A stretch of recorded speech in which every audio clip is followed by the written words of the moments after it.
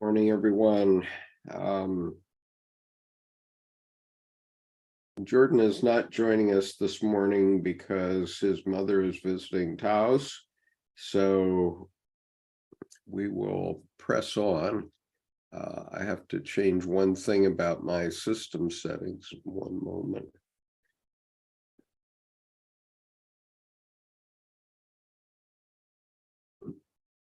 I have to change one thing about my system settings. One moment.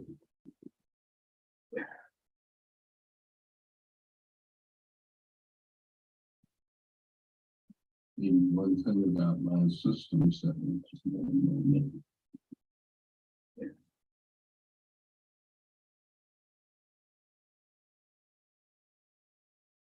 One thing about my system settings.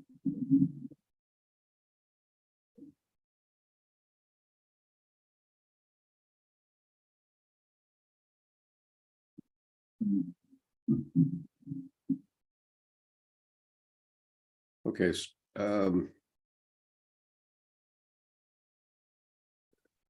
Sorry about that inconvenience. We're here and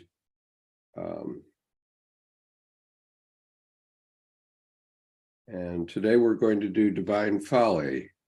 Can you hear me? Gertrude, you could just tell me in the chat if you can hear me. And on YouTube, you could tell me if you can hear me. Okay.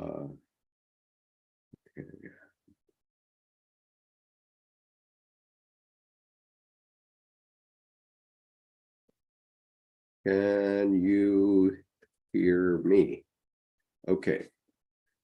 We should be fine today. I entered the system in the correct way today, so I think everything will be fine once we get going. Do you hear me? Good. Okay. All right. Great, Kathy. Thank you. Thank you, Anthony. All right. Terrific. Okay. So we're going to get going here. Jordan cannot join us today because his mother is visiting Taos, and so we will be going it solo unless one of our other panelists joins me. And so I'm talking about Divine Folly. And before I begin the actual reading, I want to read a couple of footnotes. First of all, this act of imagination took place on January the 14th, 1914. So we're still less than 1 month after the beginning of Dr. Jung's act of imaginations, which began on Christmas Day, Christmas night, probably 1913. Before that, he had had a number of, let's see, I have the wrong headset in. That makes a difference. Okay, that should help for me. And so we're still only about 3 weeks after the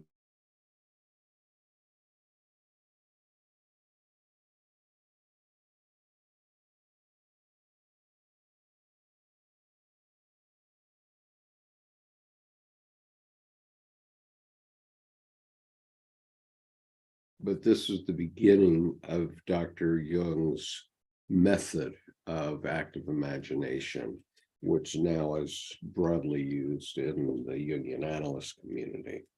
And there's a footnote here under Divine Folly, which is footnote number 160. And it says, I'm going to read it. It's a bit long, but it's important to understand this passage. Let's see.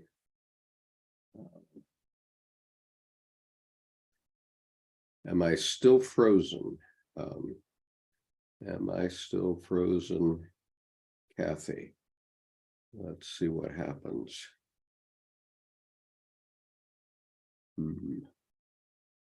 Wait a minute.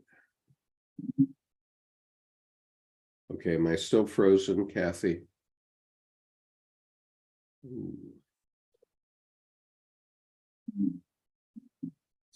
Bizarre.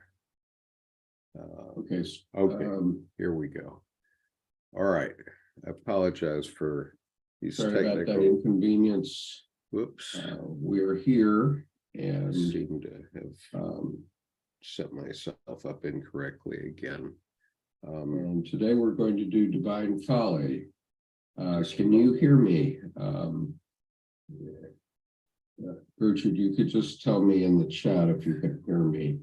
And on YouTube. Okay, I'm sorry. Tell me if you I can seem hear to me. have set up my headset wrong, so I'm hearing the feedback. I have to redo this. Where is it?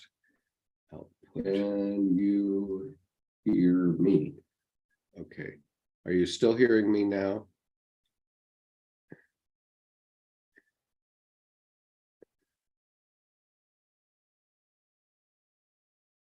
I think I've corrected it. I hope I've corrected it. Are you still hearing me on YouTube? Okay. Here we go.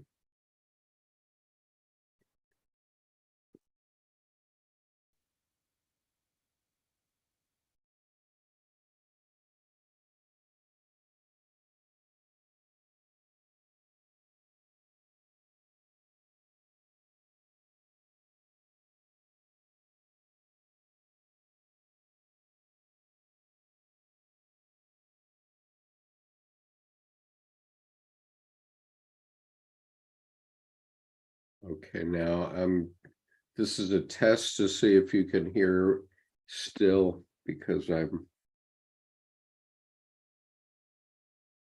let's see what's going on here.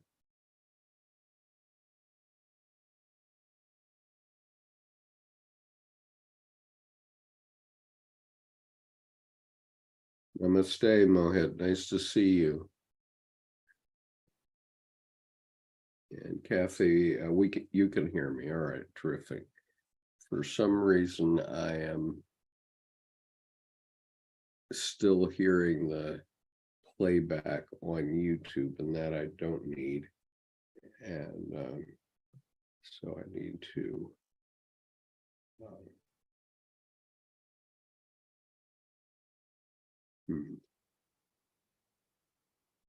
So we're still only about 3 weeks after the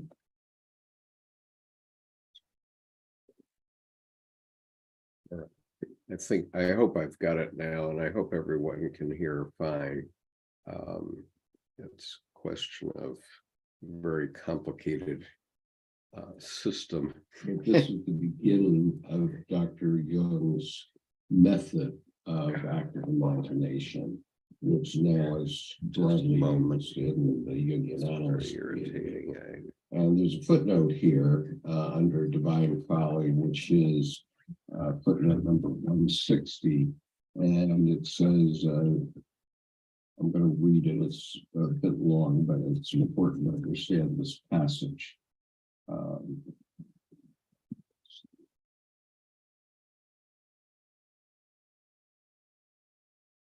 I still frozen?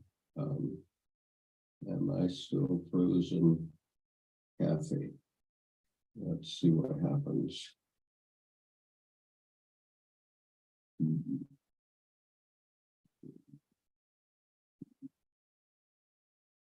Okay, am I still frozen, Kathy?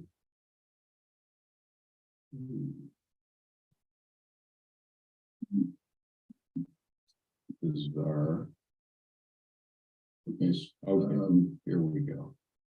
All right. I hope I've corrected that now. Inconvenience. Whoops.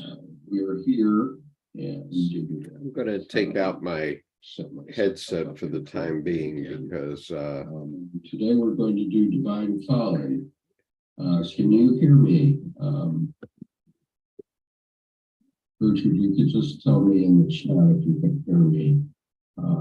And on YouTube.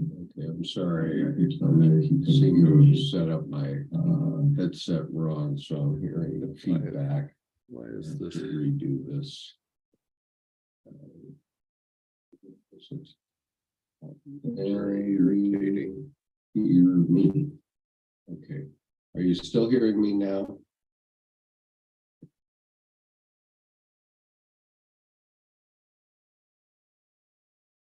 All right. I think I've that is now corrected. It. Are you still hearing me? For some reason, my computer doesn't want to cooperate with me. There we go.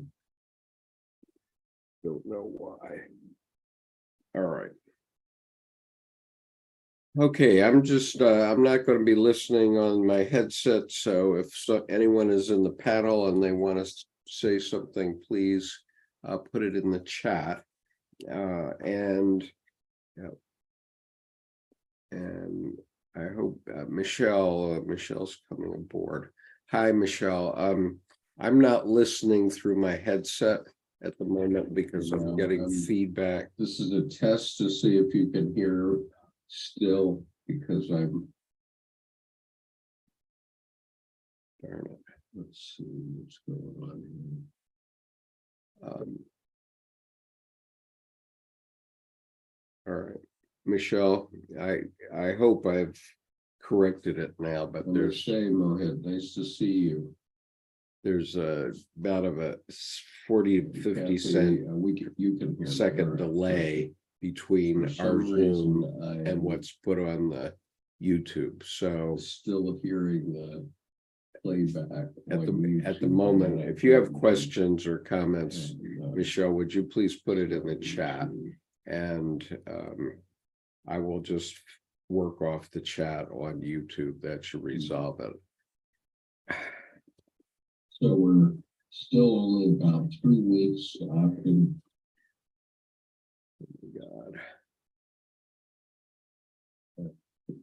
I hope I've got it now, and I hope everyone can hear fine.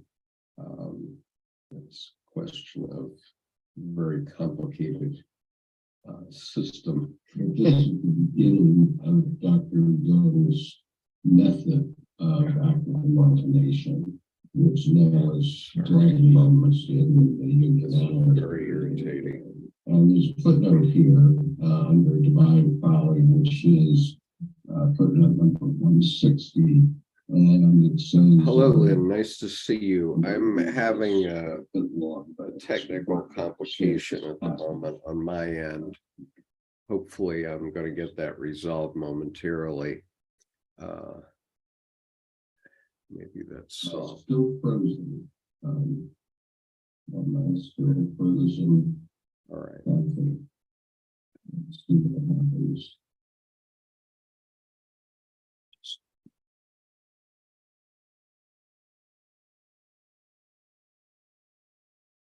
Still frozen, Kathy.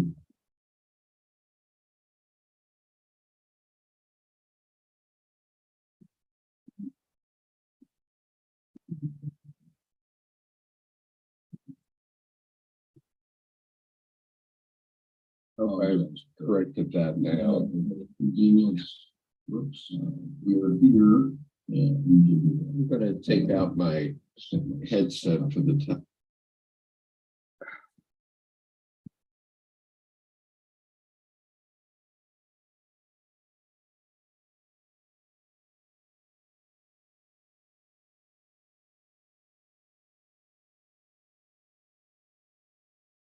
All right, I think I've got it now. I hope so. That was really irritating, but I think I've got it. All right, so I'm going to read this, and I'm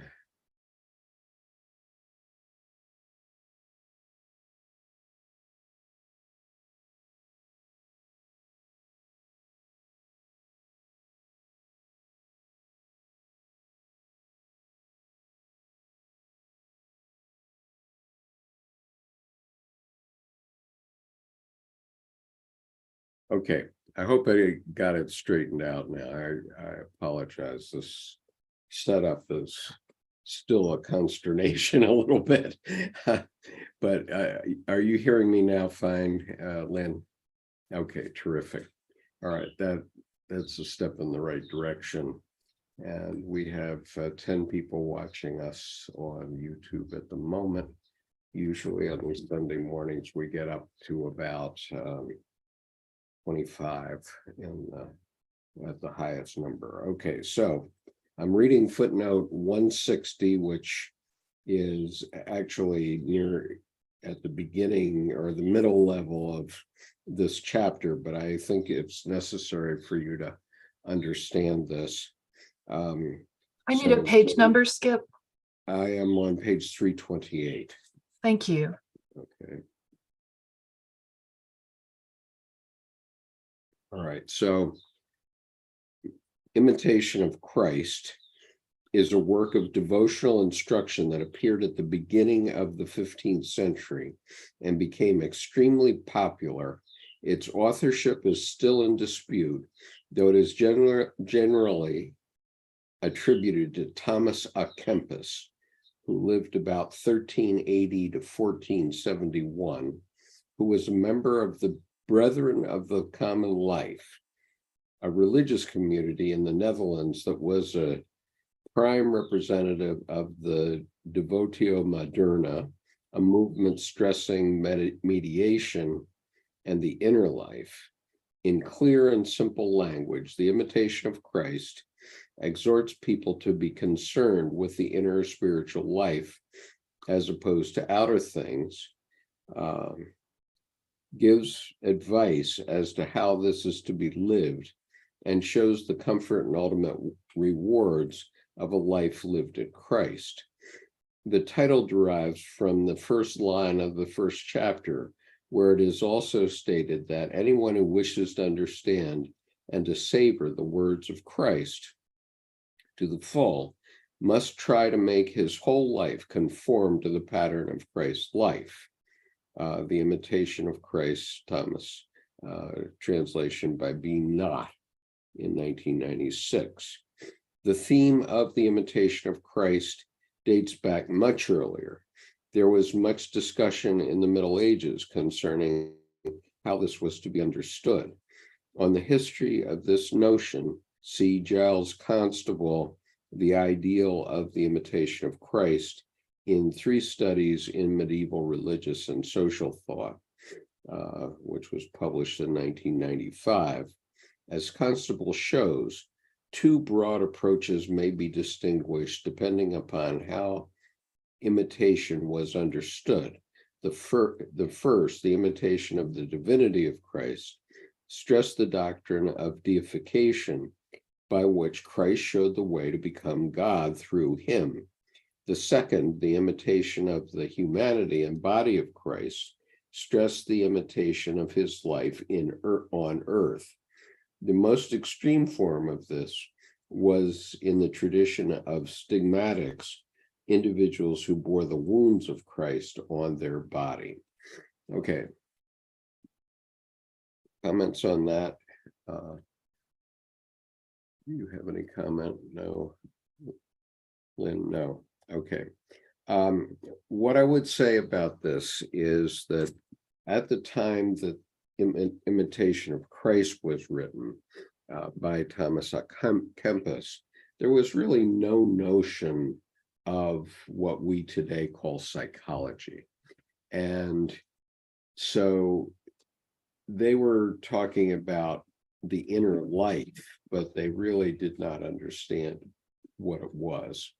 And I think that one of the significant aspects of Jung's life from a psychological and religious point of view was that he finally said, God is within us. God is in the unconscious, and God is not a creature up there in space, nor is the devil a creature under the ground. And obviously that confused humanity for centuries, millennia, because they really hadn't gotten into psychology as we know it, and psychiatry as we know it.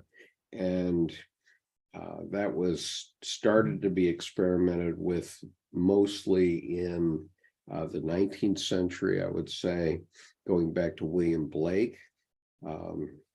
William Blake's various works, which are profound, including his etchings of the answer to Job, of the book of Job. And they're sort of the model for what Jung was seeing later on, but he predated Jung and Jung's work by 75 years. William Blake did, because I believe his book of Job came out in about 1825, something around there. And Jung, of course, wasn't even born until 1875. And so scholars were scratching around the edges of these things. And of course, Nietzsche made his comment at the end of the 19th century, God is dead and we have killed him. But Jung came along. The way I say it is, Jung came along in the next generation and found where God lives and how God goes about doing the work of the Godhead. And so now we know. And unfortunately, we have a lot of people that are still fundamentalists that want to say that God is physically in the world, which he is not. But in the unconscious, he surely is alive. And we're still learning to deal with our unconscious now. And Lynn, I think you have told me that you've been through Jungian analysis, and I wonder if you have any comment about this from your experience. I don't about the Jungian analysis, but I wonder what your thoughts are about the Godhead in relation to the unconscious and how that relates to awareness versus consciousness, how we're defining these things. The only person that I know that talked clearly about the Godhead was Meister Eckhart. So I wonder if Jung ever talked about the Godhead versus God. Well, Jung, I think he equated the Godhead and God, maybe.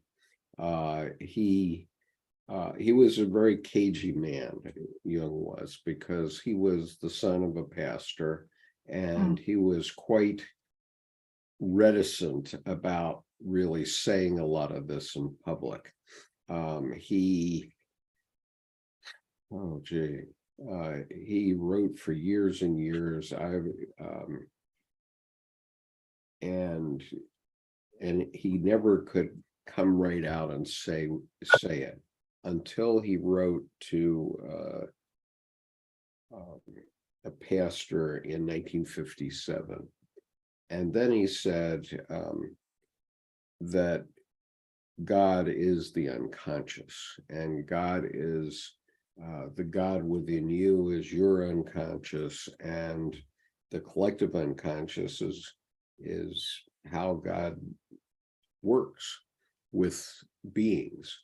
And we can't really say anything about other creatures, of course, in this respect, but for human beings, we now see the ebb and flow of current affairs, for example, and we can see the activity of evil in the world right now. I mean, we see it in the form of Vladimir Putin's attack on Ukraine. And of course, Ukraine was a part of the Soviet Union for 70 years. And so this is Russia attacking basically a state of the old Soviet Union. And we can see that if we don't hold ourselves together as a nation now, in the next few decades, we could see again civil war and the ripping apart of our country. And so, I mean, and that's very clear. That's manifest now in our current affairs. So, and these things happen because there's duality, and for every action there's an opposite. And we see what happens when authoritarianism, for example, gets the upper hand. When it does, Jung called it the devil. He was very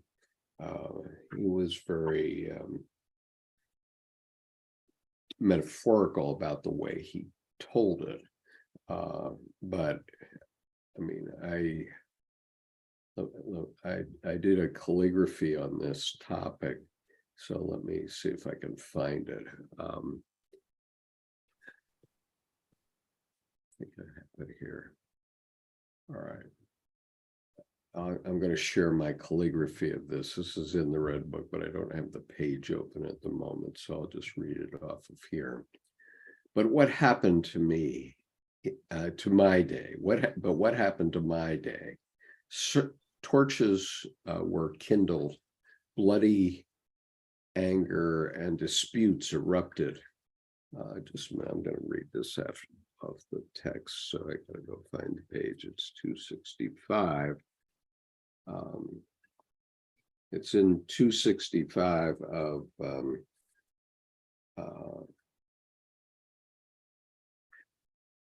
the Reader's Edition. Okay, page 265. But what happened to my day? Torches were kindled, bloody anger and disputes erupted. As darkness seized the world, the terrible war arose, and the darkness destroyed the light of the world, since it was incomprehensible to the darkness and good for nothing anymore. And so we had to taste hell. I saw which vices the virtues of this time changed into, how your mildness became hard, your goodness became brutality, your love became hate, and your understanding became madness. Why did you want to comprehend the darkness? But you had to, or else it would have seized you. Happy the man who anticipates this grasp. Okay, and then the next part of this passage. Let's see if I have it on calligraphy here for people.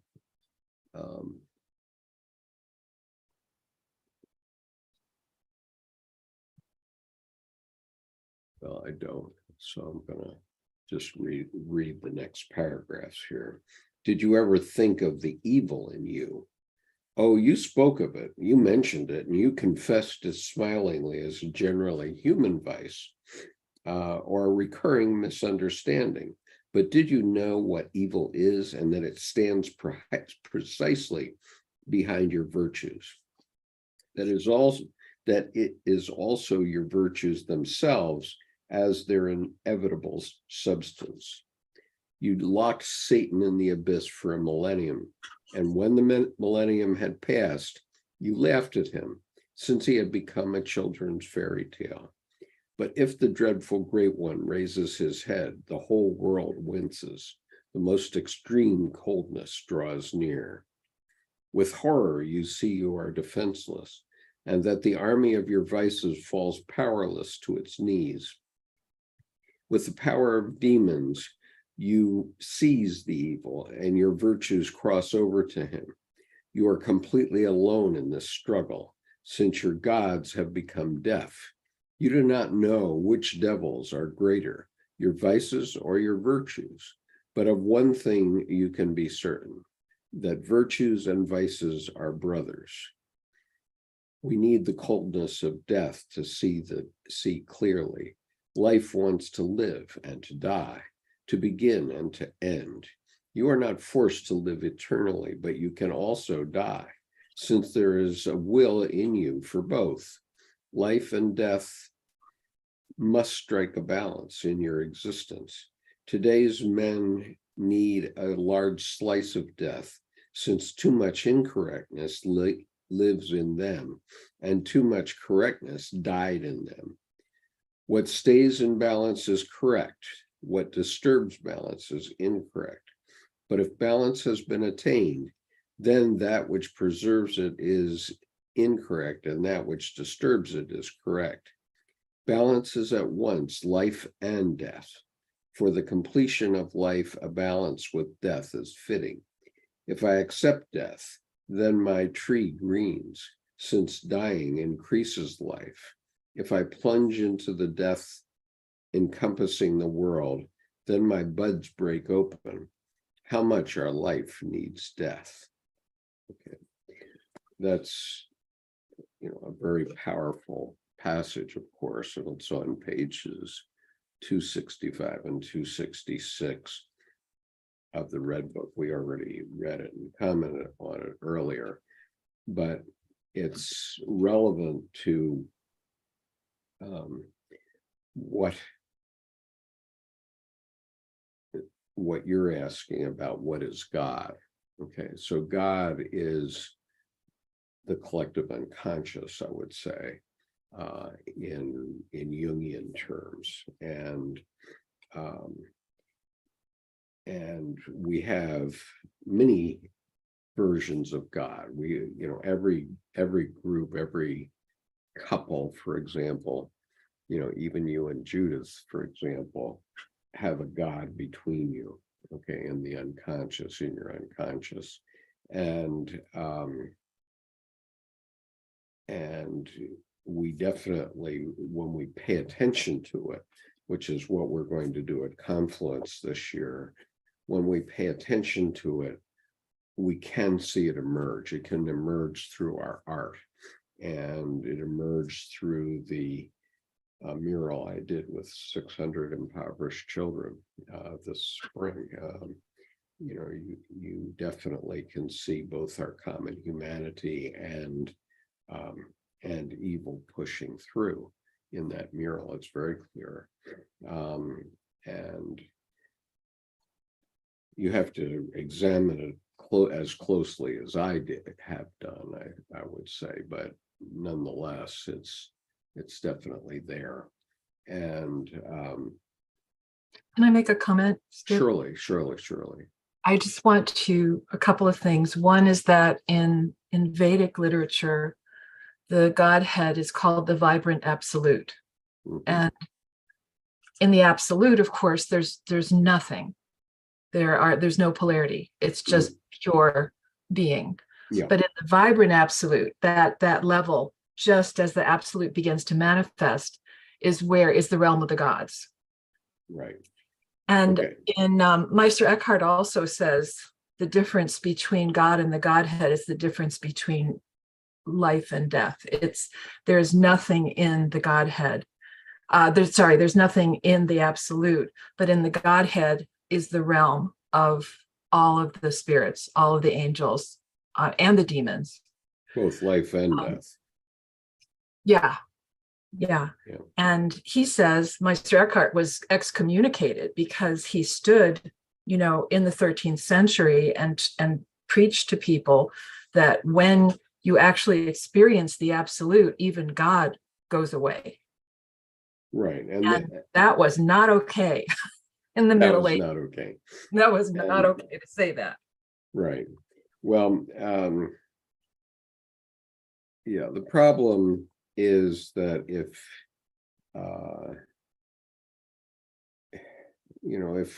you preach only that God is good and the devil is bad, then you have duality, of course, immediately. And I think there are some famous sculptures that may be Indian where there's a young boy and he has a snake in both hands, and one is life and one is death, one is good and one is evil, but it depends on your point of view. And so we see now in our own current affairs that we have this huge duality between red and blue. And what it's necessary for us to do as Americans is to hold those two snakes and be the middle between the two.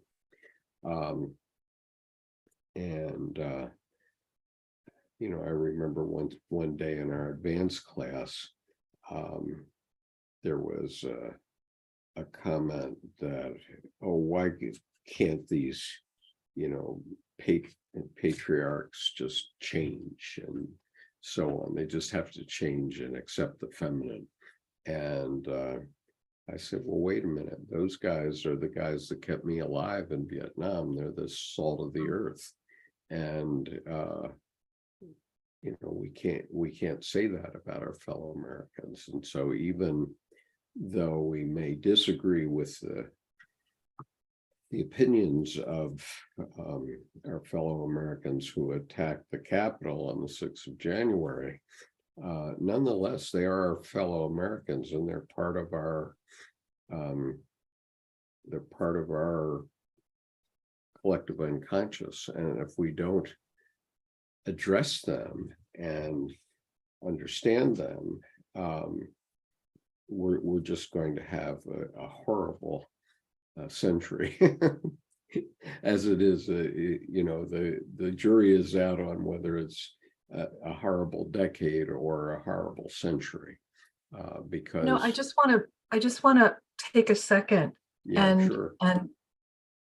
and honor you, because I just realized while you're talking that you have seen the depths of evil in humanity in your lifetime, and you have also gone to the other end of that with your Jungian immersion, and you're holding that.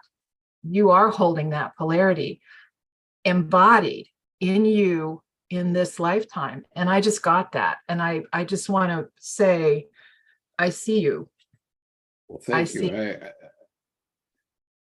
I hope that's true. I definitely want that to be the case for me, for my life. That's my message, actually, my whole message.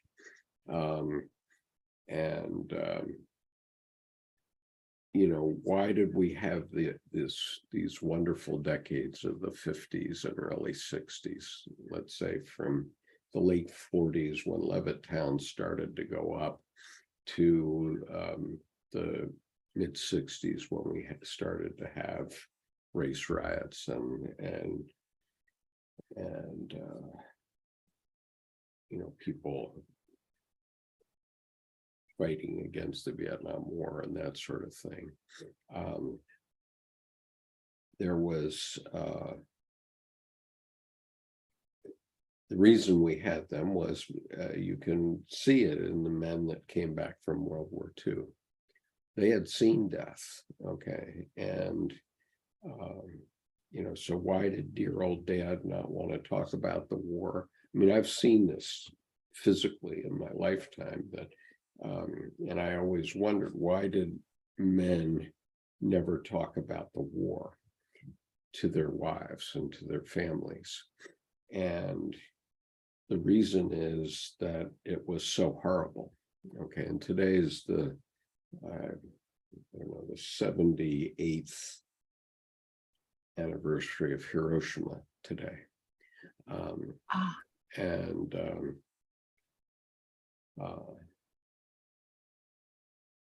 It was just so horrific. And in my own experience, because I lived in Japan for 8 years, I made many trips to Hiroshima because I had business there. And what I found there was that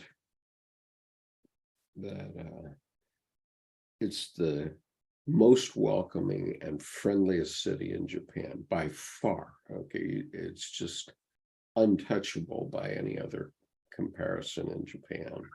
And I sort of analyzed the reason for that, and the reason was that they were taken so low by the nuclear blast and Nagasaki the same, that they really were grateful for the American help after the war. And, of course, the occupation of Japan lasted until 1952. And so during that 7-year period between 45 and 52, we literally poured help into the Hiroshima area. And so the people who survived, or the people who came along after, were so grateful for that help. And they understood that what their country had done, what their collective had done during the war, was horrific.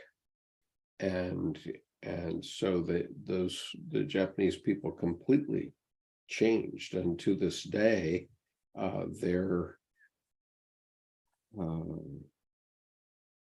their constitution is a peace constitution. It doesn't allow them to make war only defensively. So the military of Japan are called the self-defense force, not the army or the navy per se. And but when you have seen evil and you've seen devastation that closely, then you surely have understood what evil is. When I went to high school in Yokohama for 3 years, and near where I went to school was the Cathedral of Yokohama, and it was still in rubble at that time. I think it's been rebuilt now, although I haven't done a pilgrimage there per se.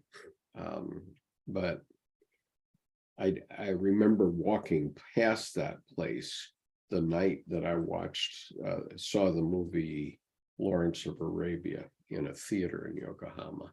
And afterward, when I was there in high school, there were still dirt streets, mostly in Japan, dirt streets.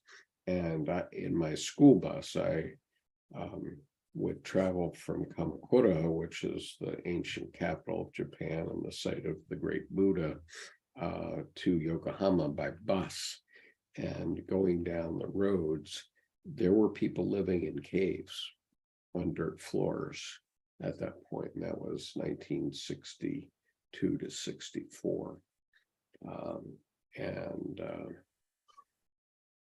So I've been touched by these things very deeply. And of course, I served in Vietnam and served in combat.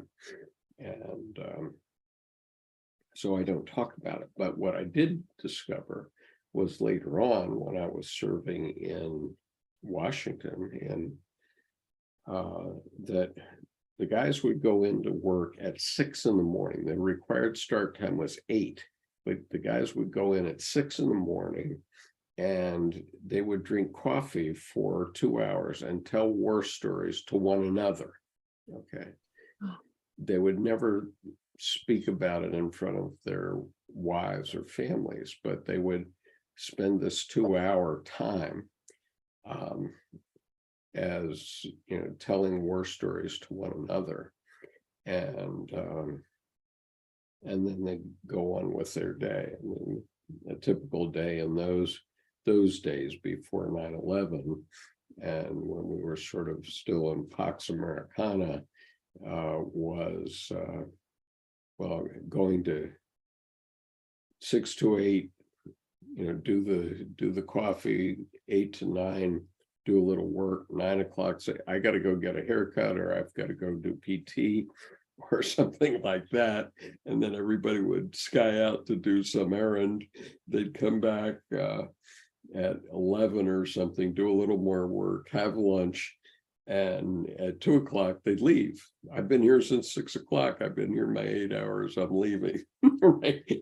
It was just laughable in those days, but that's what we did. And one of my colleagues in the reserve said that, the only thing I promise to do when I come to reserve meeting is to demonstrate that I still know how to put the uniform on. We did a little more than that, but not that god awful much, to be honest with you. In those days, that was kind of Pax Americana days. And when I was in the reserve unit in Rochester, the unit had not been activated since the Korean War, since 1953. So never during Vietnam was it activated. But then I have a question. Yeah, sure. For you personally, where you are in your life, coming from this history and having done this work, this deep dive with Jung, when you see yourself moving forward in this lifetime, do you have a personal agenda, or are you feeling like you're being moved by the collective unconscious? I'm certainly being moved by something, and it's both my personal unconscious and my collective unconscious. And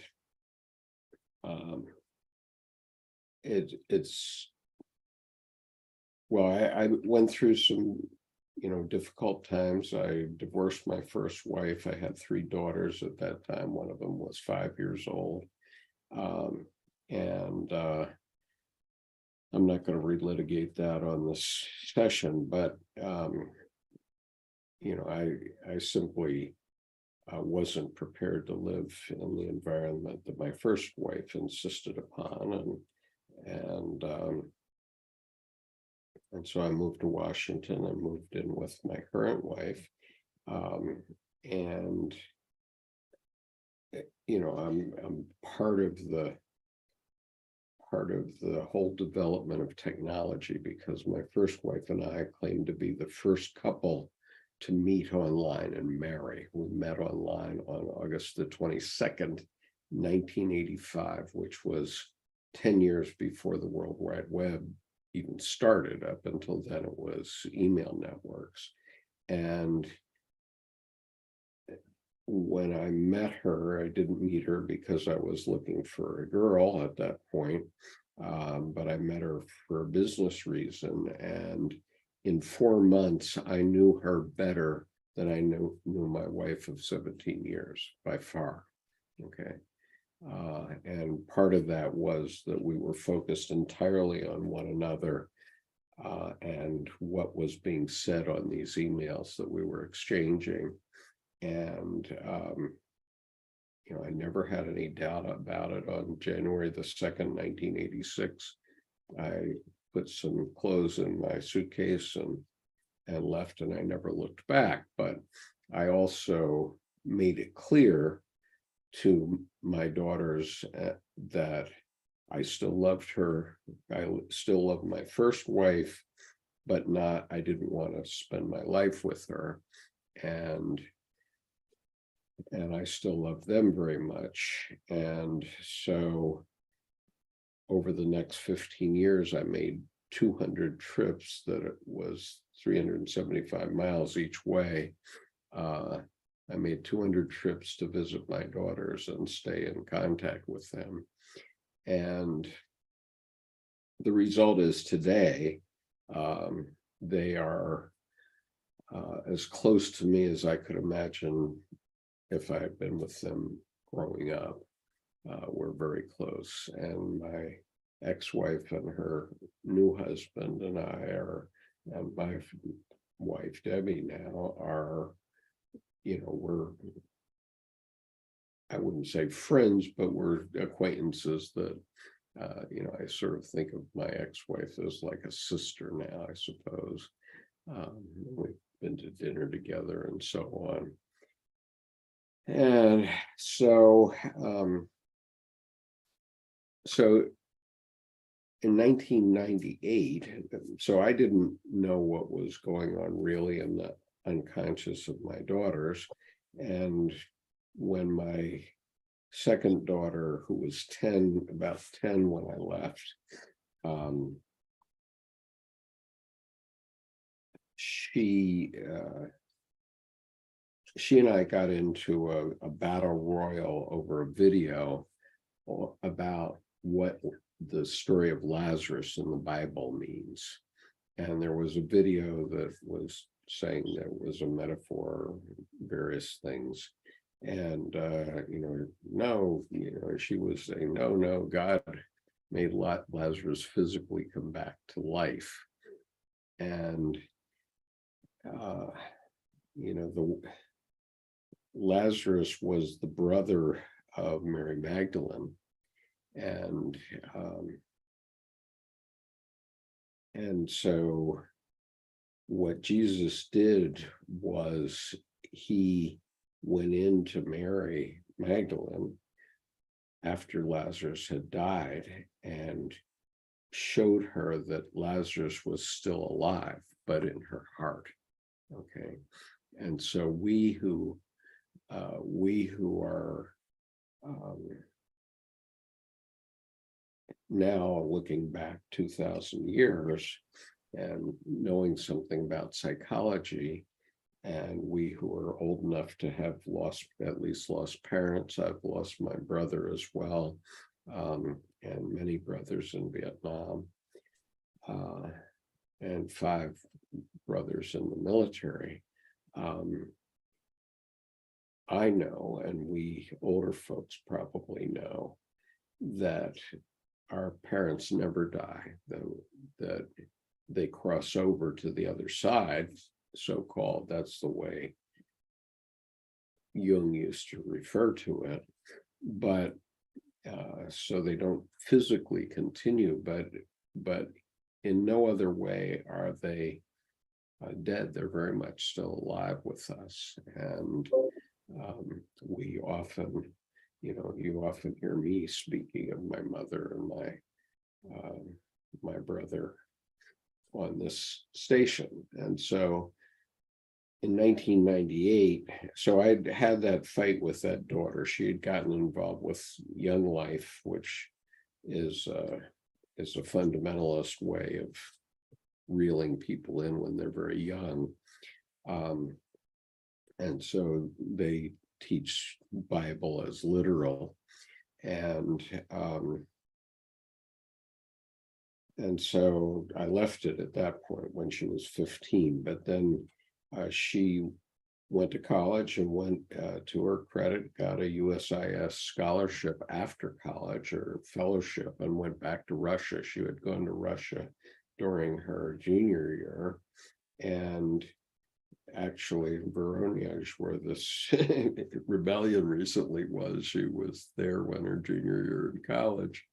And she majored in Russian at my college, believe it or not. And but when she came back from the second time, which was a postgraduate fellowship, she had lived with a Muslim woman and her daughter during that period. And the first time I got to see her happened to be her 22nd birthday. So I invited her out to dinner, and we went to an Afghan restaurant. And we had a perfectly beautiful evening for 3 hours, reminiscing about all the things in our lives. And the last thing she said to me before we parted was, "Well, Dad, I'm sorry to say this to you, but I think you're going to hell." And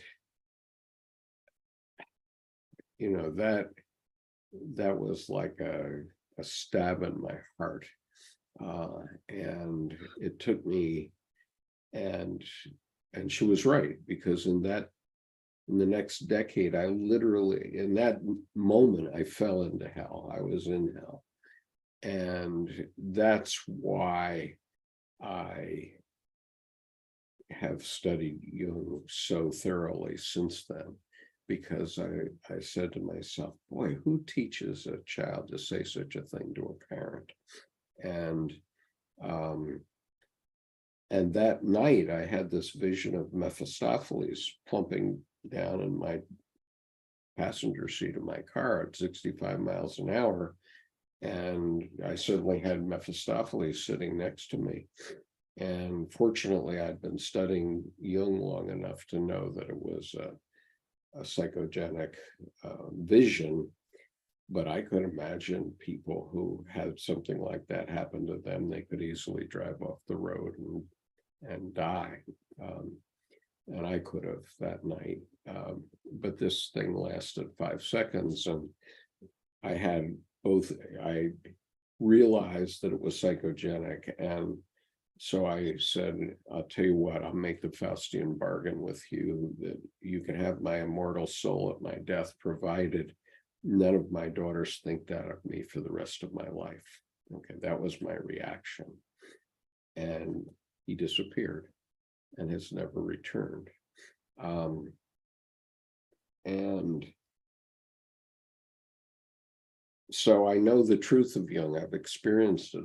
I realized in the next half hour of my drive home that night that this is how fundamentalist preachers, Elmer Gantry came to mind, and others like that. This is how they scare people into coming to church and putting money in the collection plate, because they are so vivid in their descriptions in their sermons that people actually have these visions, and it scares the tar out of them. And obviously, before the 19th century, people would not have known that it was a psychological event, and they would have thought it was a physical event. And wow, I mean, you just know how that is. And the whole reason that I'm physically here as an American today is because 13 generations ago, an ancestor of mine got on a leaky boat in 1625 in Amsterdam and came to the New World. And he and his 3 sons and wife were 5 of the first 150 settlers of Manhattan Island.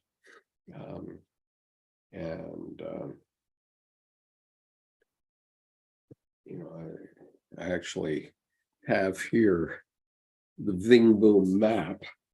I don't know if you can see this, but I have one copy of it, so I need to get more from the Library of Congress for my grandchildren. But on this map are the 2 farms that he was an indentured farmer to begin with, and he actually cleared Bowery number 6, which has as its boundaries the wall and the road that goes across to the Brooklyn Bridge, north and south, and the East River on one side, and I don't remember the street on the other side, but that Bowery was his farm. I mean, and that's one of the 12 Dutch words that's still in the English language. It means farm.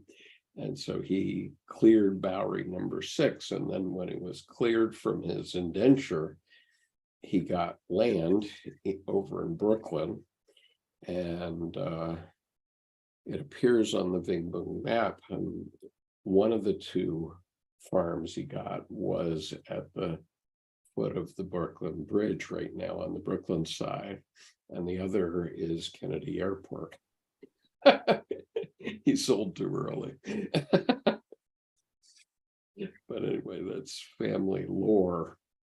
But the reason he came was to escape a religious war between the Calvinist Protestants of the Netherlands and the Dutch and the Spanish Catholics. And the Spanish Catholics came to Holland every summer for 80 years. It was called the 80 Years' War, and tried to beat the Dutch back into the Catholic Church. And every fall, the Dutch would flood their country, and the Spanish would go back to sunny Spain for the winter. So after not 80 years, but in 1625, that's when my ancestor decided to leave and come to the New World. So, I mean, this goes, I mean, there's so much. I can't even begin to say all the threads. That individual is 1/81/20th of my bloodline. Okay, so I had 119 other ancestors at that point, and we always point to him, but in reality, he's a very small part of my bloodline. But we tell his story, or I tell his story, because it's related to all this religious stuff, and I've seen these things happen in my own life with my daughter, and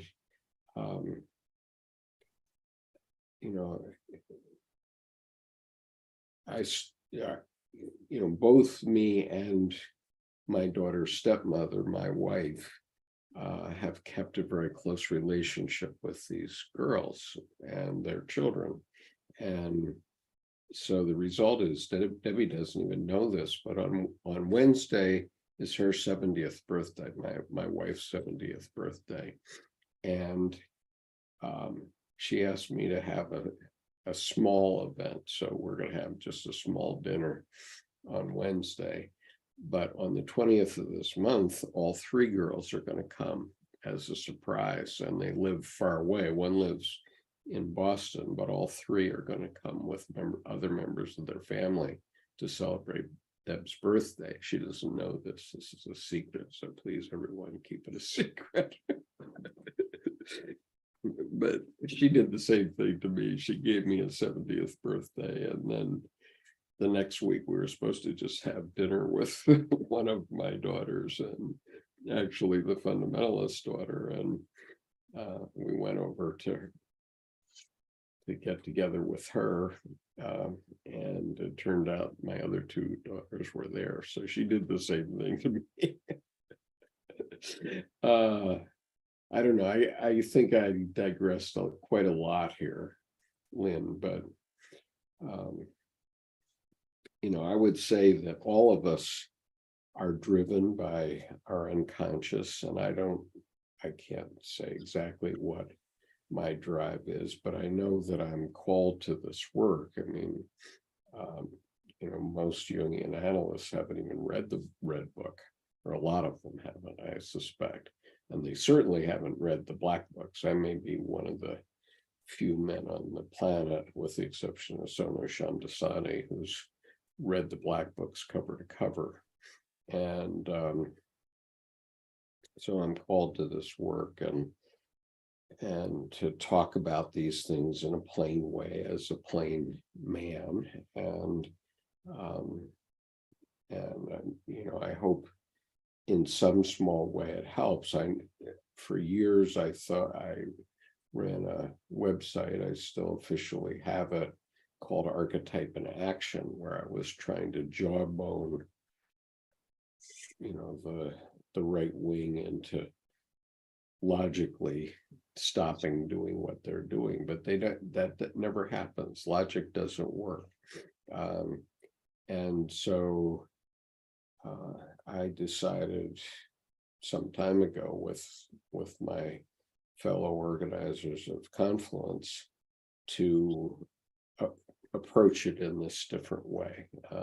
And Colleen thinks of it as the feminine rising, and I sort of resist the feminine masculine dichotomy, because I don't think it's necessarily valid anymore. And we're starting to see that in our own lives and with our multiple sexes these days in human life. It's changing. And so who were the storytellers in medieval times and earlier? Who held the family together was the women. And so in that sense, what I'm doing is a feminine activity. It's not masculine. I mean, if it was masculine activity, I'd be going with a sword when I go to Montana.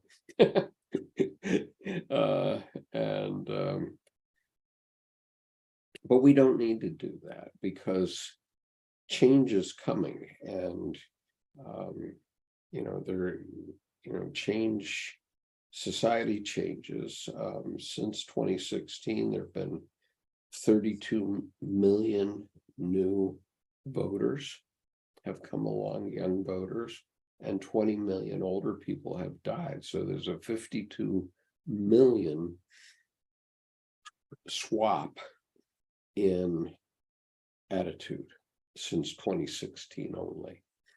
And we see what the results are of that in Montana, and where 16 young people as young as 5 years old sued the state of Montana for not keeping their air quality under control. Now, Montana, I mean, this is a big sky country, and yet in the summertime, after July 1st is fire season, and the place is completely smogged over because of so many forest fires and because of global warming that caused that. And so these 16 young people have sued the state for being more sensible in that.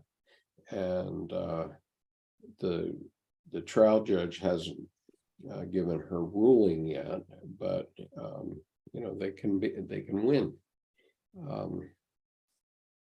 And so that's how things change. Things change unconsciously, and either a year and a half from now, it will suddenly be difficult to find someone who ever supported Donald Trump, or we are going to be in for a really terrible few decades if he gets in control. The immediate future is going to be terrible, evil, and he's said it explicitly many times. It's been written up in the press what his plans are. It's full of revenge and all sorts of other stuff that I don't think is a world we want to live in.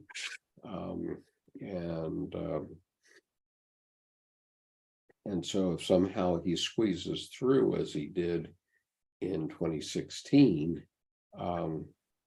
we're Katie bar the door. We're in for trouble. But if I have a question, Skip. Yeah. As you read Divine Folly, it's so much of it is about Christianity and what Christianity is. Yeah. And what you're talking about also touches on Christianity. The whole Trump cult claims to, have Christianity. They sort of hijacked it. And like when you read this and where you are in your life right now, how do you relate to the concept of Christianity, Christ? Well,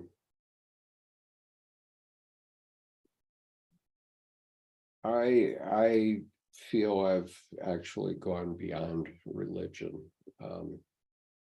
I tend to go along with the Dalai Lama that he says his religion is basic human kindness, and specific, if you get down into the nitty-gritty of it, which I have done with Buddhism, it's actually a philosophy, because it has no God, no savior, no church per se. So why is it called Divine Folly? Pardon? Why is this part called Divine Folly? Well, I don't know. We'd have to ask Carl Jung about that. Why don't we read it and see what we find? Okay, because there's a librarian in here, which is Jung's unconscious, which is responding to this. And maybe we start to get an answer if I read that. And to all of my followers, I apologize for having waxed philosophic for the last hour. But I suppose it's useful from time to time to see where I'm coming from. But, in my case, I think all religions, I mean, Jung himself said it, that all religions are basically psychotherapeutic methods. He said it explicitly in volume 10 of the Red Book, but he said it very many other places. But let me see if I can get that quote up just for a moment, since I've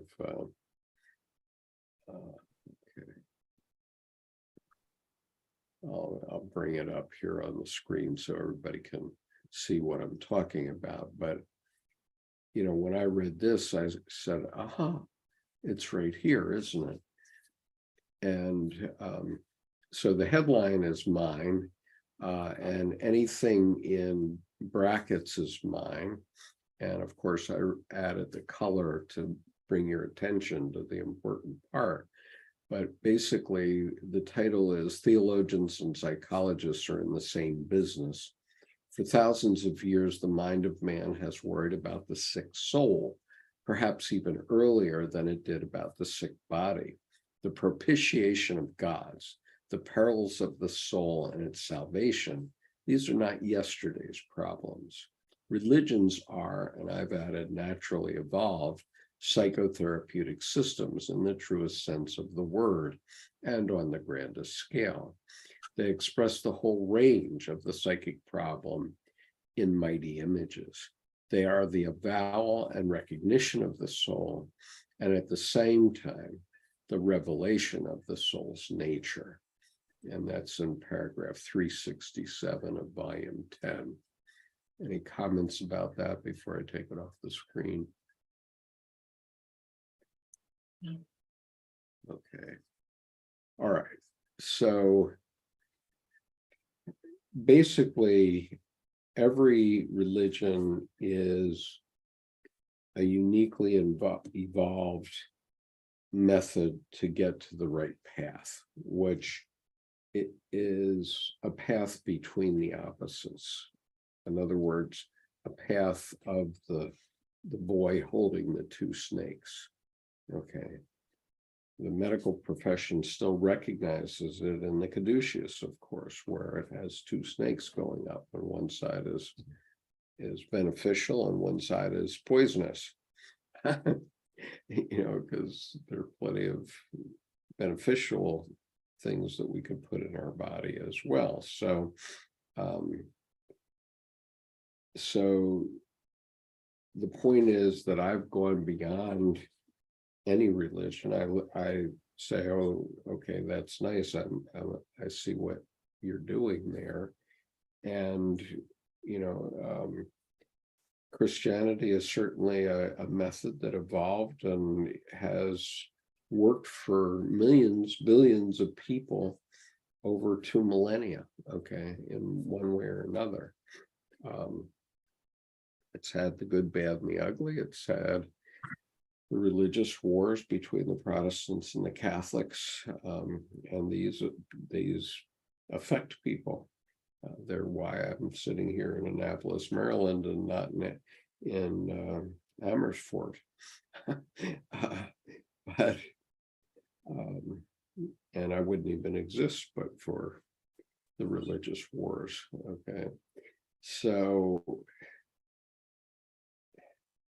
there are good and bad sides of everything, and you have to make your own judgment about what's evil and what isn't, and what's civilization and what isn't. And I can assure you that every Marine whose basic function is well, there's a saying in the Marine Corps. The Marine Corps is whatever it is, for 247 years of hell, death, and destruction. And the finest fighting force the world has ever known, gung ho, gung ho, gung ho. But, that's really a very, that's not a way for humanity to live. We only live because women are kind enough to bring us children, and we have we therefore live. And so there's nobody that wants to bring that back into our households, into our civilized lives after it's over. You become imbued with it. If I ever had to be in a trench or a foxhole, I'd certainly want a Marine at my elbow.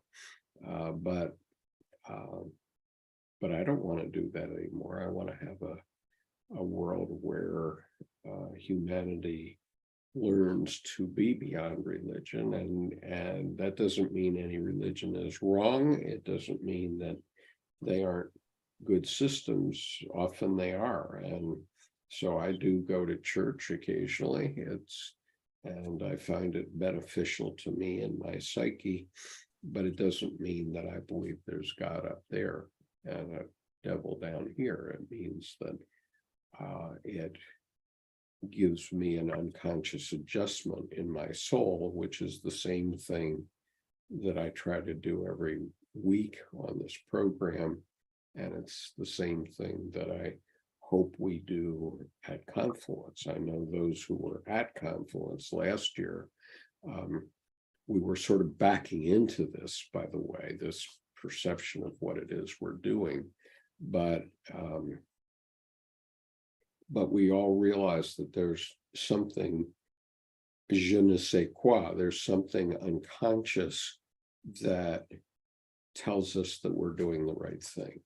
And we all have, if you listen to the Invitation video about Confluence 23, you'll find that, Tim is saying, we're all hopeful. We're all very hopeful that what we're doing is useful in the world. And we have no doubt that it is. I mean, we can point to the day that this began, which is May the 7th, 2021.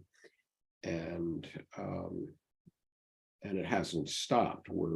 We only once a year get together to share it with others, but the people that were there last year will all be there this year again. People that you wouldn't expect necessarily. I'm just going to quickly on the YouTube chat. I'm going to put the website for the Confluence in case people want to come.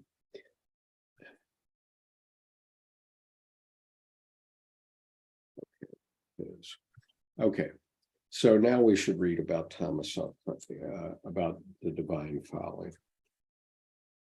So I will begin to read, and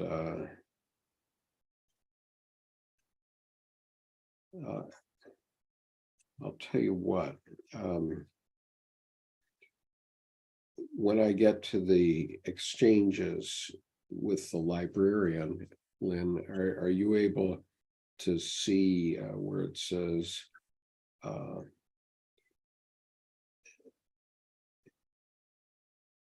okay, I'll cue you, and then maybe we can have a dialogue and you can be the librarian. Is Okay. that right? Yeah. All right. Okay, but I'll first set it up. I am standing in a high hall. Before me, I see a green curtain between two columns.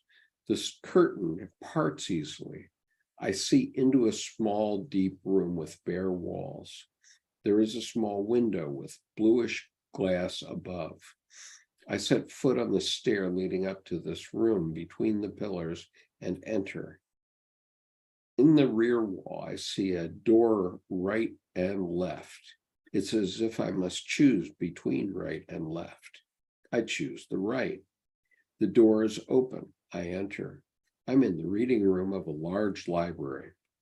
In the background sits a small, thin man of pale complexion, apparently the librarian. The atmosphere is troubling. Scholarly ambitions, scholarly conceit, wounded scholarly vanity. Apart from the librarian, I see no one. I step toward him. He looks up from his book and says, and What do you want? yeah, okay, go ahead, say it again. What do you want? I'm somewhat embarrassed since I don't know what I really want.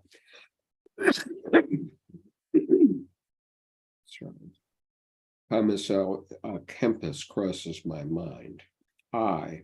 I'd like to have Thomas Kempis's The Imitation of Christ.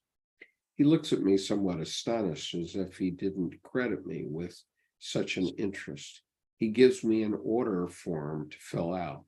I too think that it's astonishing to ask for Thomas Kempis.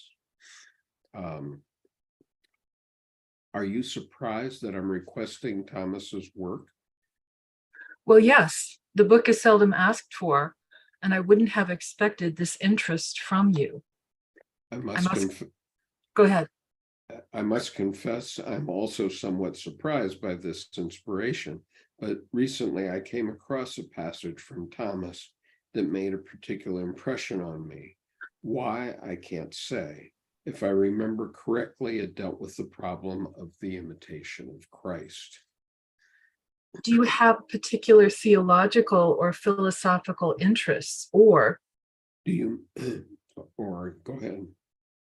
Do you mean whether I want to read it for the purpose of prayer? Well, hardly. If I read Thomas à Kempis, I do so for the sake of prayer or something similar rather than out of a scholarly interest. Are you that religious? I had no idea. You know that I value science extraordinarily highly, but there are actually moments in life where science also leaves us empty and sick. In such moments, a book like Thomas's means very much to me, since it is written from the soul. But somewhat old-fashioned. We can no longer get involved in Christian dogmatics these days, surely. We haven't come to an end with Christianity by simply putting it aside. It seems to me that there's more to it than we see. What is there about it? It's just a religion. For what reason, and moreover, at what age do men set it aside? Presumably, I need to clear my throat.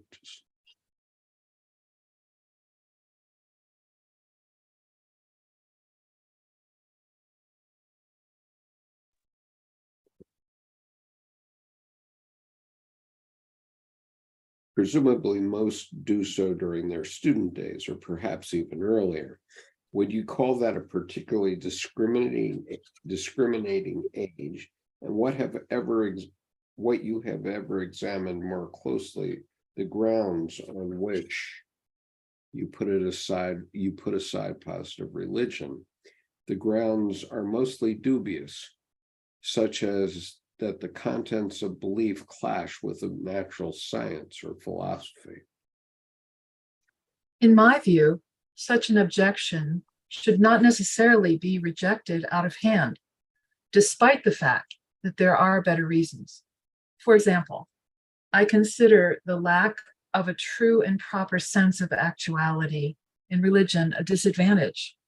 Incidentally, a host of substitutes now exists for the loss of opportunity for prayer caused by the collapse of religion.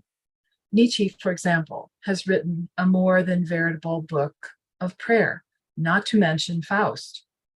I suppose that's correct in a certain sense, but especially Nietzsche's truth strikes me as too agitated and provocative. It's good for those who are yet to be set free. For that reason, his truth is good only for them. I believe that I've recently discovered that we also need a truth for those who are forced into a corner, It's possible that instead they need a depressive truth, which makes men smaller and more inward. Forgive me, but Nietzsche interiorizes man exceptionally well.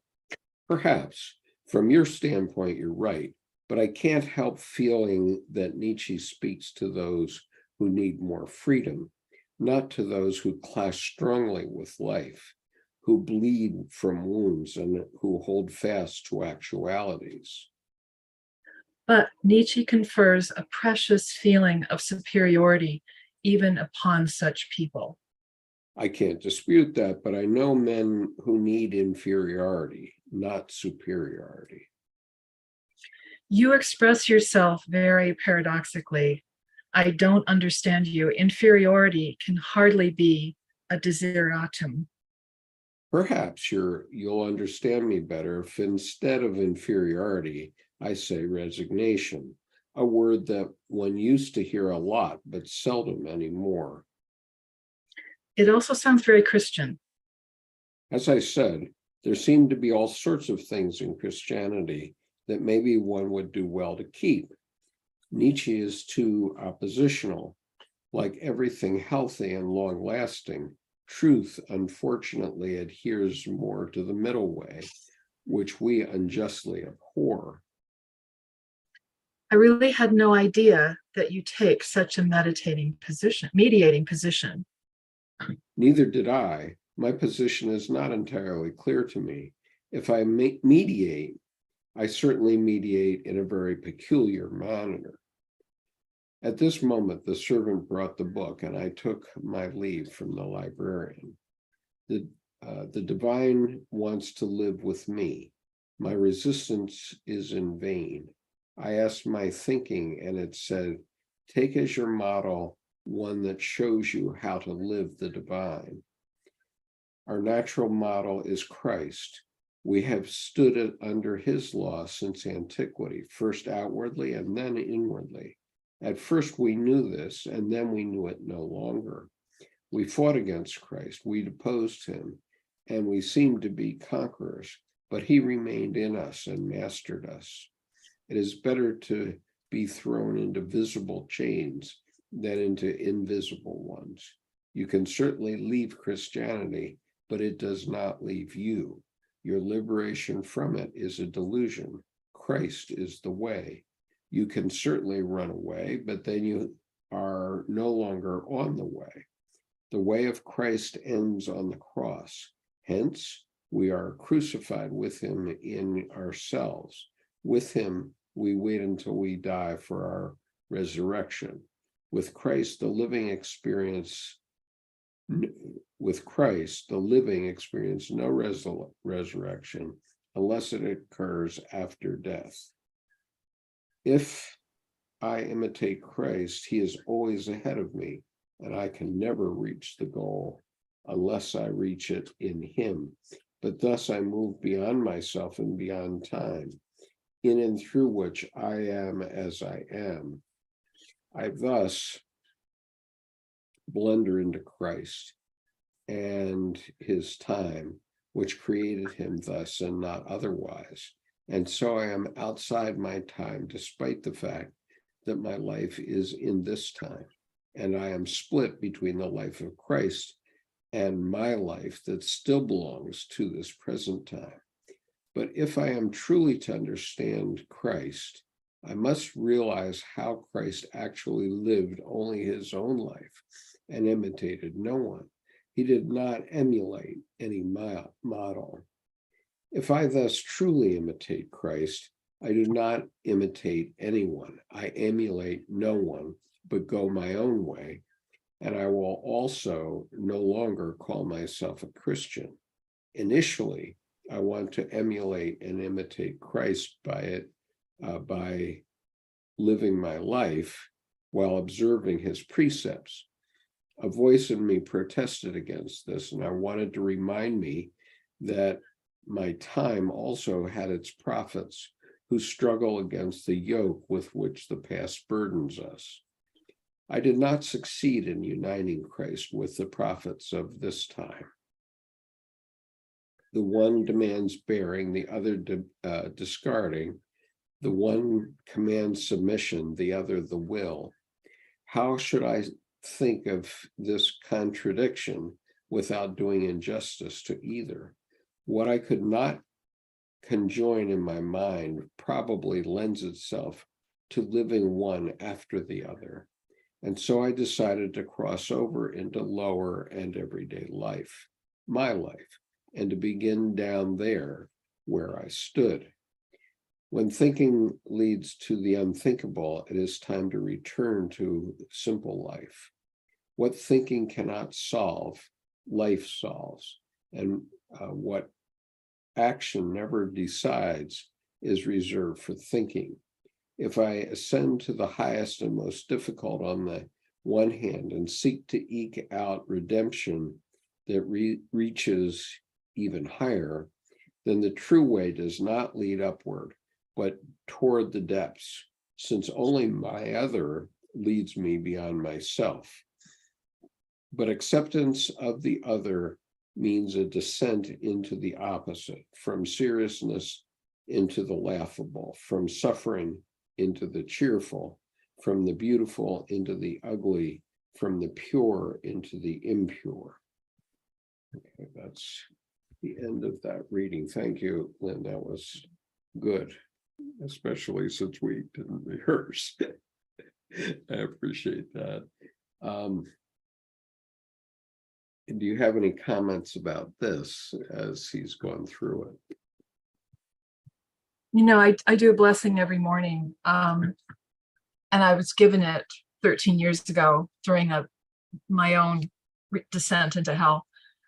And it's taken me that long to get to the point where I can actually do it, because it includes blessing the highs and lows, the ups and downs, demons and angels, all the polarities, all the different religions and ways of thinking, and all men and all women and all polarities. And just hit the edge of it in the last 2 years, being able to authentically bless all of creation as the polarities. And it's been a difficult journey, but I feel like as you were reading, I realized that's why I'm here right now with this book, in this group, doing this work, because of what you were just reading. So thank you. Yeah. Judith, do you have a comment?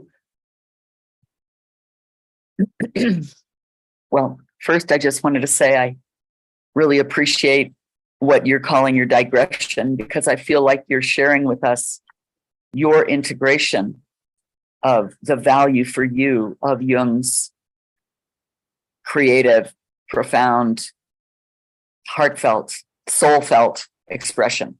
So I just wanted to really appreciate the quote unquote digression. It brings it more into my here and now. And as Lynn just named, I feel we're all living in this polarity.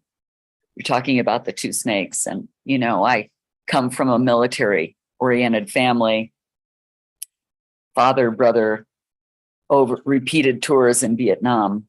My father, part of the Paris peace talks from the military side, and the horror and the intensity, and if anything brings the sense of war, our internal war and external war. And I think Jung's appreciating here the value of religion, and that it is, like the Christian mystics say, all religion is based on pain.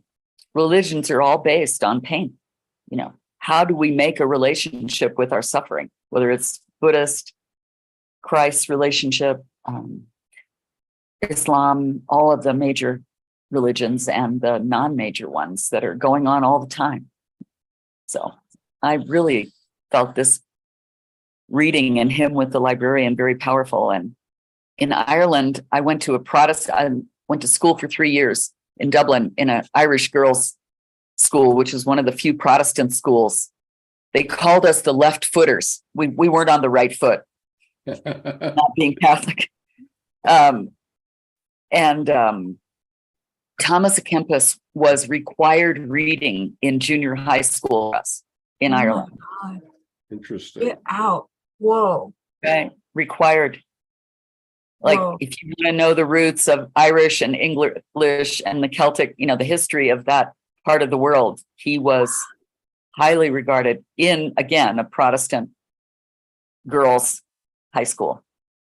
Wow. Interesting. So I think that Jung brings him in here, that somehow that, and like you're talking about the inner life, yes, there wasn't psychology as named, but just like they say with the myths, they never really happened, but they're going on all the time.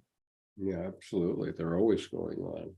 Yeah. And, well, at this point, I want to mention why Tim Holmes and I are so close. Tim sent me a postcard. You're couple of really years- low volume, Skip. I'm not sure what's going on. Is that helpful? Yes. Thank Okay. you. Maybe I'm sitting too far back from the desk. Tim sent me a postcard a couple of years ago, and this is what was on the face of the postcard. This is a piece that he did in 1992 or 1993. It was actually in his Hermitage exhibit in Russia in 1993. Tim was the first American sculptor or artist to have a one-man show at the Hermitage after the fall of the Soviet Union. And this is called Returning the Nails. And this is Mary, Mother of God, returning the nails from the crucifixion to the Roman authorities. And he got this idea because he was studying, and he read that I have to do one thing here. Okay.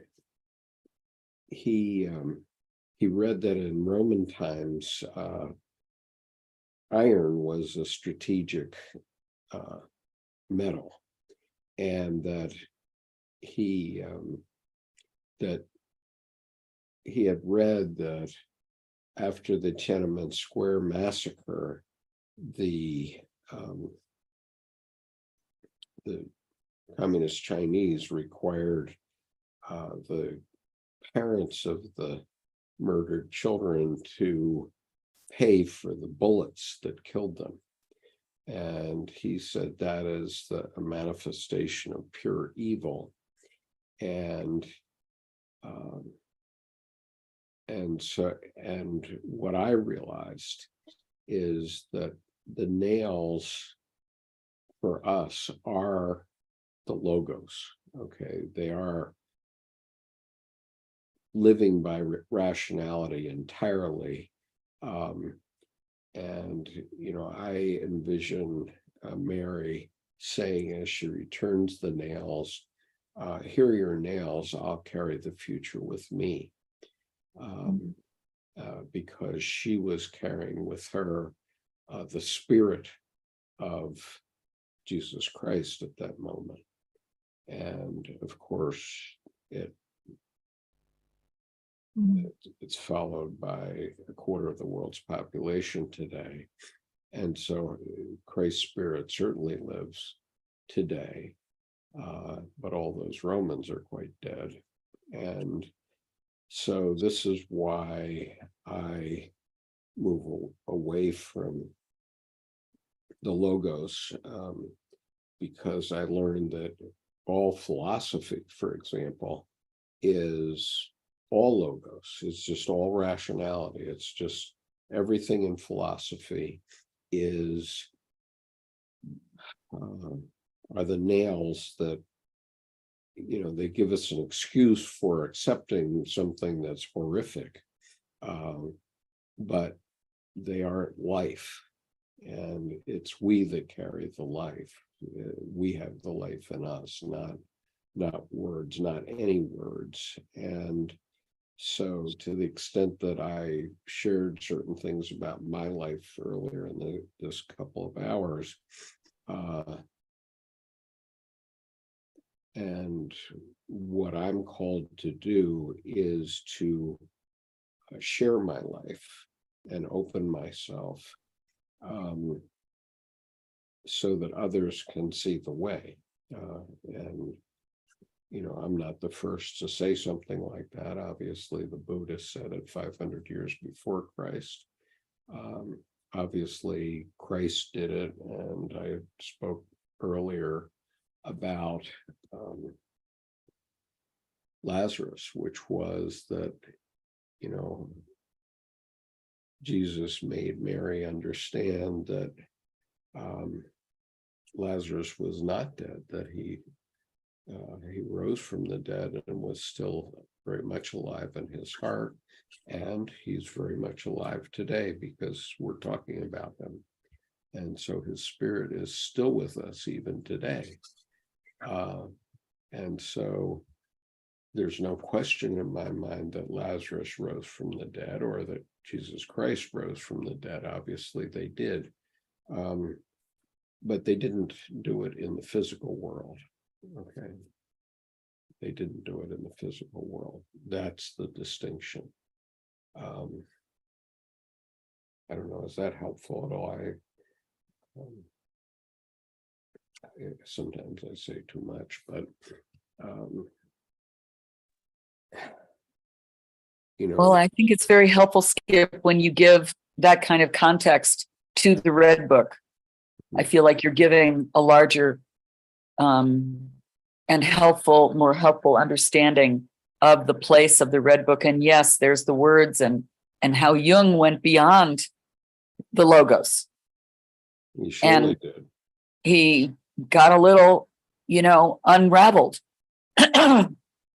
because he left the conventional structures. It's like Mary giving back the nails. This, right. Yeah. So yeah, and that that's quite right. Ernest Hemingway, who wrote extremely archetypally, he was once interviewed and asked why, or how does he write? How is it that he could write such powerful novels? And he said, well, I sit down in the desk and I open a vein, and that's sort of what I do on these weekly meetings. I'm just looking for the beginning of Liber Primus so that I can read it, because it's exactly on your point.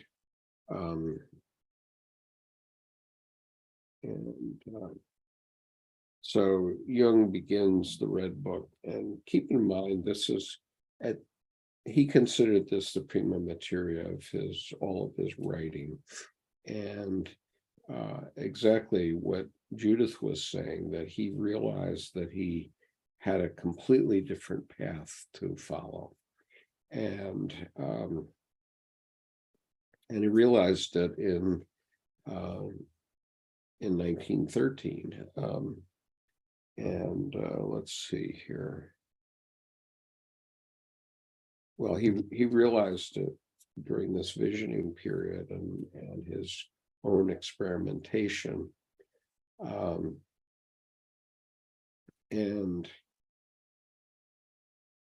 And so here's how the Red Book begins, and I think it's relevant to what you said to me just now.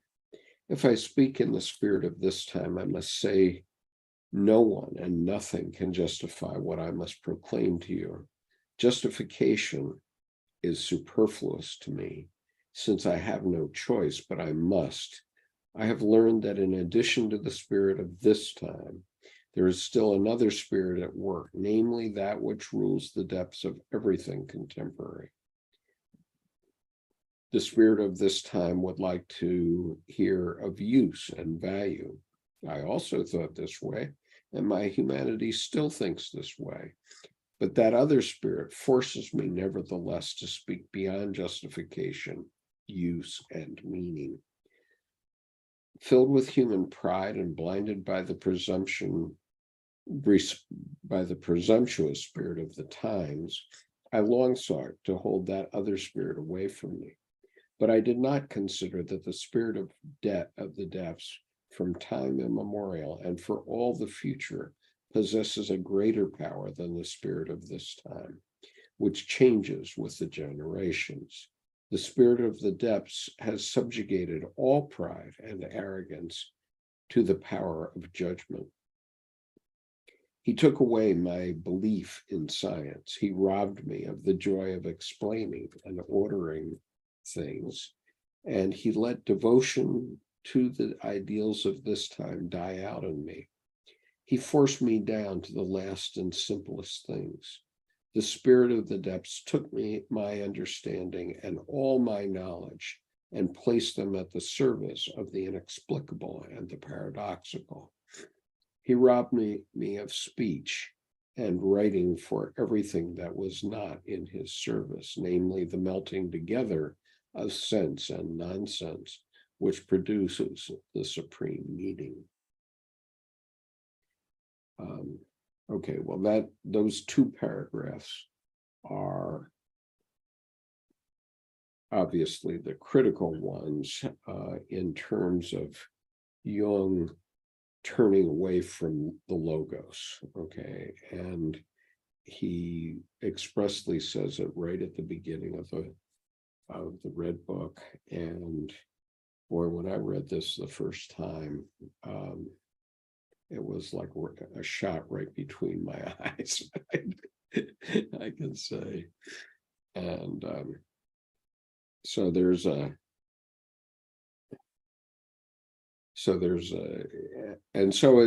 key to it is the melding together of sense and nonsense, or the image of the child with holding the two snakes. That's what we have to do. We have to hold both sides simultaneously. And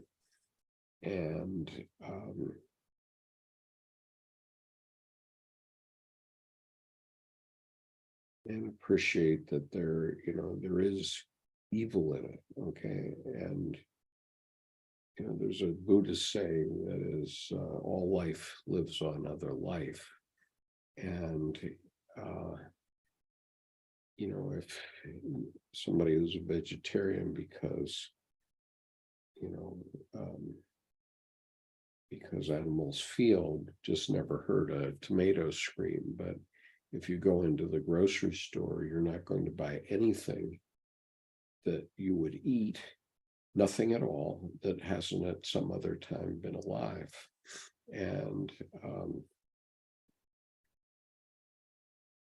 And so that's sort of the cross we have to bear. We have to recognize that in order to physically survive, we all have to eat. And we are eating other life all the time. Everything we eat has been alive at some point and has a role in our lives.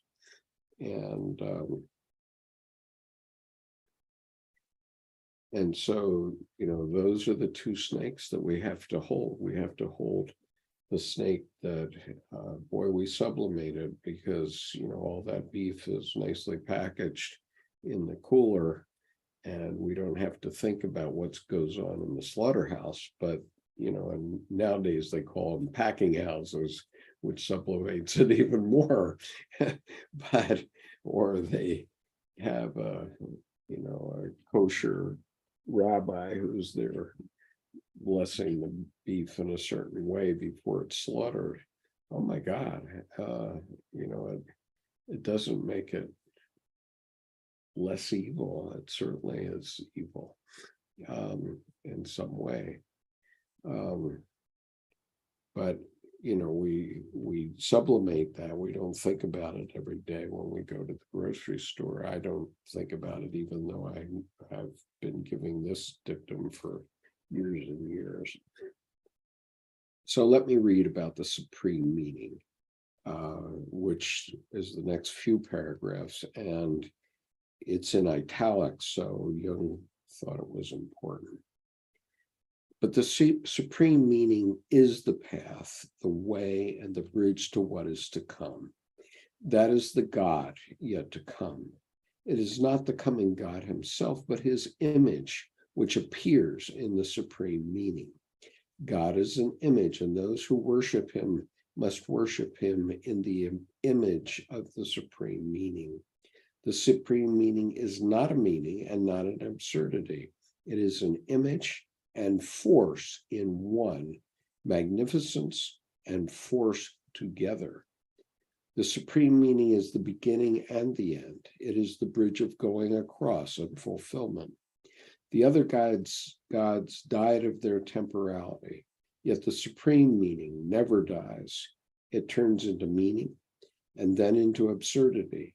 And out of the fire and blood of their collision, the supreme meaning rises up rejuvenated and new. The image of God has a shadow.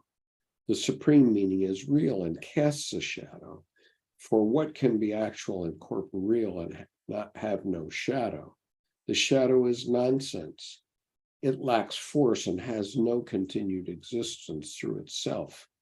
But nonsense is the inseparable and undying brother of the supreme meaning. Like plants, so men also grow, some in the light, others in the shadows. There are many who need the shadows and not the light. The image of God throws a shadow that is just as great as itself. The supreme meaning is great and small. It is as wide as the space of the starry heaven and as narrow as the cell of the living body.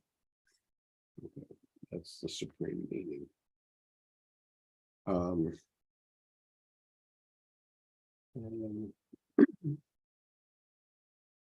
So when I saw Tim's sculpture,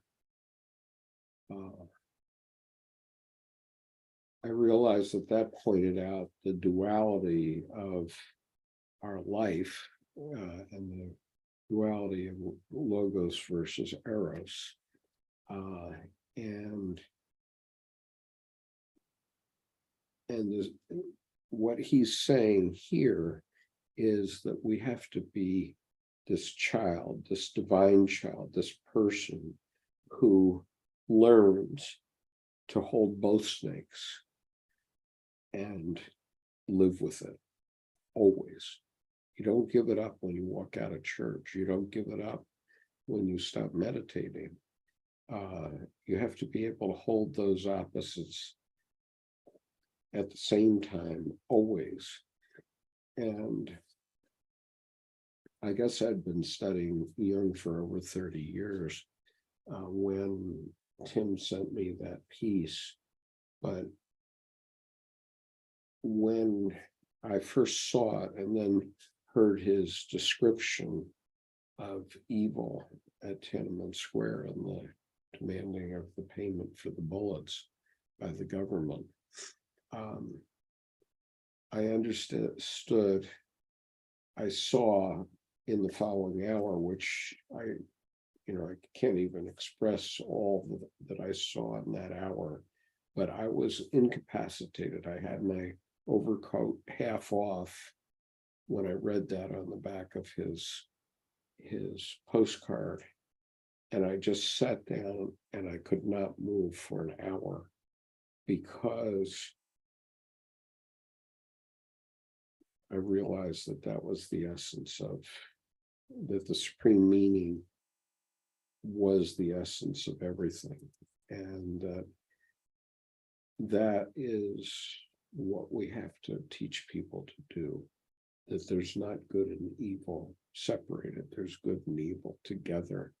And we have to live that life where we hold both those opposites. And so whether you are a vegetarian or a meat eater, it really makes no difference. Okay, it really makes no difference. And ultimately, we're all worm food or ashes, and that's the deal. That's the deal of our physical life, that we have to live with those things. We have to hold them and accept them. And if we're able to, we will be, we'll at least build a full and understandable life. If we don't, then we're going to be hither and yon, blasting back and forth between the opposites for all of our lives.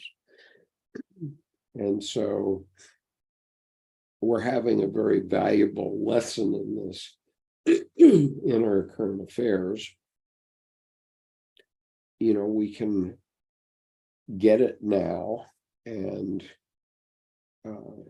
defeat Donald Trump in 2024. And as I say, at that point, about within 2 years of that, it will be hard to find anybody who said they were a follower of Donald Trump. They'll all want to forget it. But if he wins, then it's going to take decades to work it out of the system. And it's the clash, what Jung says. The other gods died of their temporality, yet the supreme meaning never dies. It turns into meaning and then into absurdity. And out of the fire and blood of their collision, the supreme meaning rises up rejuvenated and new. And so it's either going to rise up and, the United States will either rise up rejuvenated anew in 2024 November, or the clash is going to take decades to resolve itself. Simple. I don't know. People say that I'm liberal, and I guess politically I am. But I've seen the horrors of everything. I've just taken a job at a school that's mostly for children who've been thrown out of normal public school. I think we used to call them reform schools in the past. We don't call them that anymore. But where I'll be dealing with young people who have to understand the supreme meaning issue and the clash. But I've been seeing it all my life, because I missed the whole first semester of my 7th grade year because the governor of Virginia closed all the schools in the state of Virginia for a year. And it wasn't until, and mostly when I talk to people about this, they never heard of it. Okay, they never heard of it, but it did happen. And I experienced it myself. As I say, I missed my first semester of 7th grade because of it.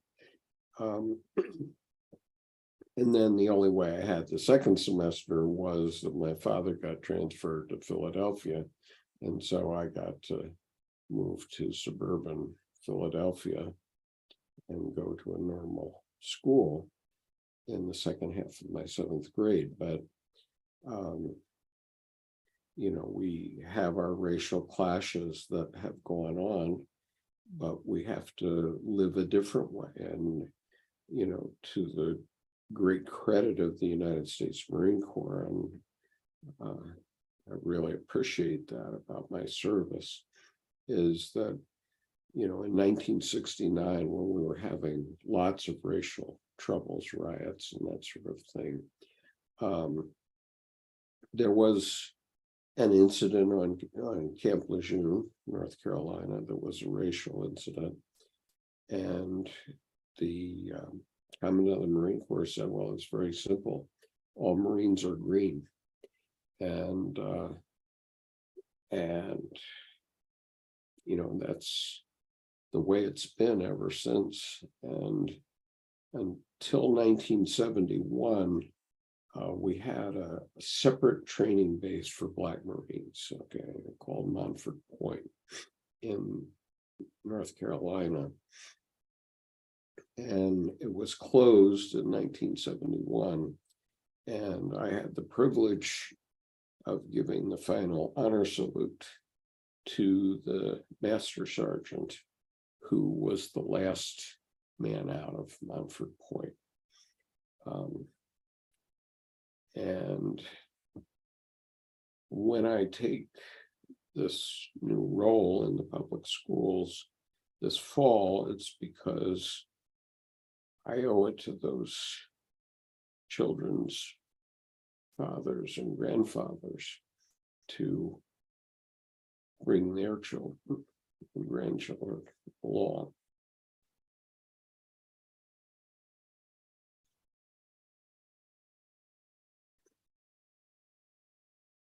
I'm sorry. Sometimes emotions, these things get to me.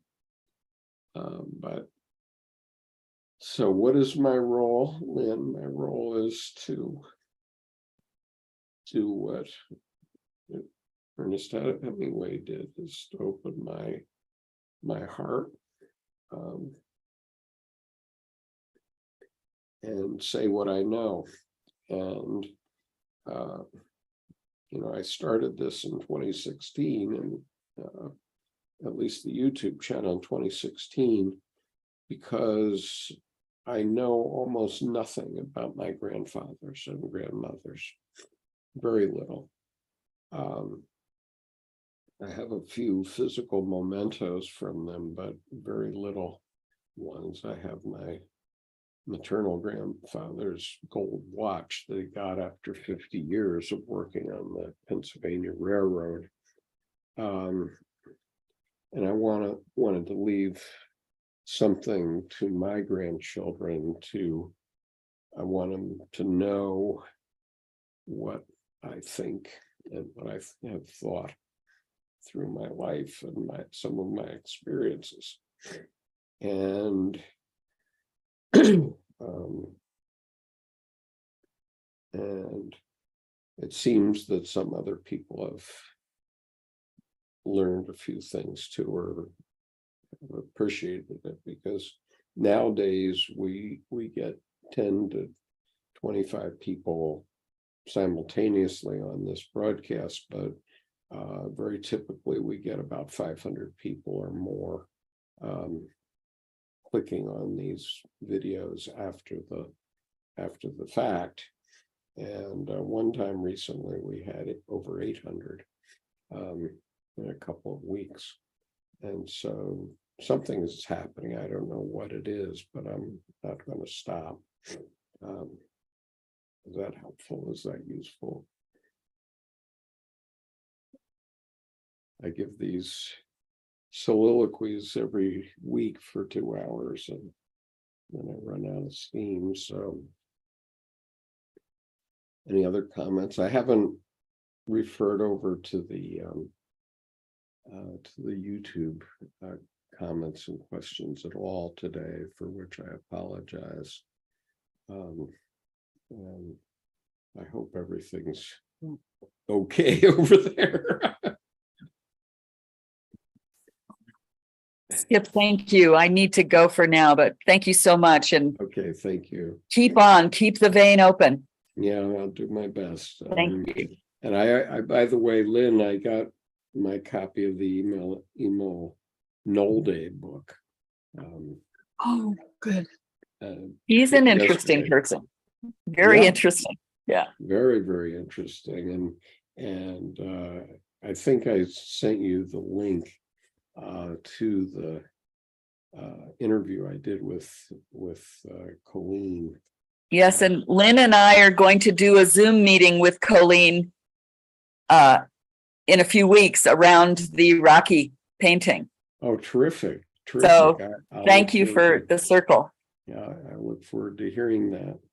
Yes, And, or knowing about it. I'm glad it's. absolutely. I know she's thrilled to learn of you, so. Great. So anyway, all right, peace, everyone. I think I've Peace. done enough for today. So take care.